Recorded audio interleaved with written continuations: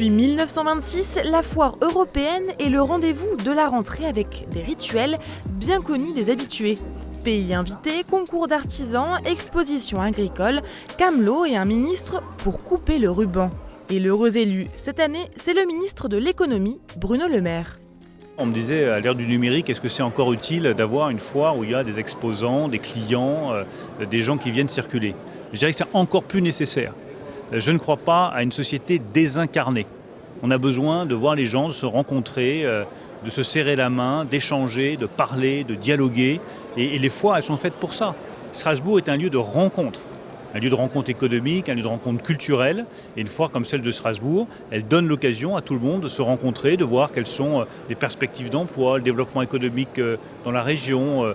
Donc moi je crois que ces foires, elles sont utiles, elles sont sympathiques, ce sont des moments de convivialité, ce sont des moments populaires et la France a besoin de ces moments-là. Après les discours, place à la visite et aux dégustations. Il manque la petite salade là. Ah, il manque la petite salade. Là c'est Et il manque uniquement le saucisson. Là. Et il manque un petit verre de vin blanc. Non, mais ça je vais arriver, à mon avis je vais arriver à en trouver. Bravo. Allez, au À plaisir. bientôt, au revoir. Au revoir. La nouveauté de l'année, c'est le déménagement de la foire. Avec les travaux au Wacken, elle se retrouve autour du Palais de la Musique et des Congrès, l'occasion d'imaginer un lieu plus fonctionnel. On est vraiment sur un seul et même lieu, avec tous les secteurs confondus, et on retrouve vraiment tous ces secteurs. On ne se perd plus, ou en tout cas moins que dans la précédente foire. Notre objectif, c'était qu'effectivement le parcours de visite soit le plus fluide possible pour le visiteur, et qu'il n'ait pas à devoir se repérer, mais qu'il trouve aisément les différents univers de la foire, d'une part, et ensuite en étant plus compact, on réussit aussi à animer plus facilement les allées et les univers. Mais ce format sera de courte durée. L'an prochain, la foire européenne devra encore se réinventer.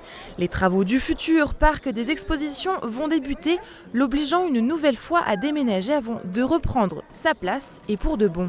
Livraison prévue pour 2021. On a cette année, en 2019 et en 2020, un parc des expositions provisoire qu'on a importé de Sydney, c'est vous dire. Et puis l'idée, c'est de faire en sorte que cette manifestation qui dure 10 jours soit une manifestation adaptée à l'actualité. Aujourd'hui, l'industrie, l'innovation, les problèmes climatiques, les problèmes environnementaux sont centraux.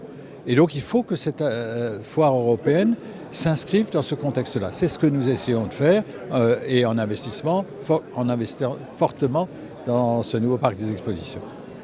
170 000 visiteurs sont attendus cette année. La plupart sont des habitués, mais avec cette nouvelle édition, il faut d'abord retrouver ses repères avant d'entamer les emplettes. Je suis venu l'année dernière, mais là cette année j'ai eu un peu de difficulté à la trouver. Qu'est-ce qui a changé? La disposition, disons que c'est quand même pas si mal parce que c'est regroupé. On n'a jamais fait l'ouverture de la foire, c'était un essai, on voulait venir voir comment ça se passe à l'installation et puis c'est un nouveau site et une localisation différente cette année. Donc on est venu voir aussi, mais compliqué, hein. Qu'est-ce qui est compliqué? De se garer. Mais il y a des choses qui ne changent pas. Décoration, mode, beauté, habitat, il y en a pour tous les goûts. Et c'est jusqu'au 16 septembre. En plus des 900 exposants, à noter cette année que l'invité d'honneur est la Mongolie.